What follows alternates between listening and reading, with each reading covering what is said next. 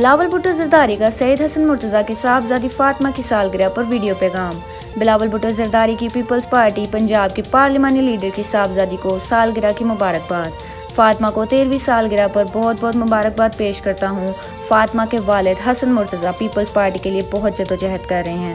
फातिमा भी अपनी तालीम मुकम्मल करने के बाद अपने वालिद के नक्शे कदम पर चलेंगी। फातिमा अपने वालिद की तरह पीपल्स पार्टी के लिए मेहनत और जद्दोजहद करेंगी।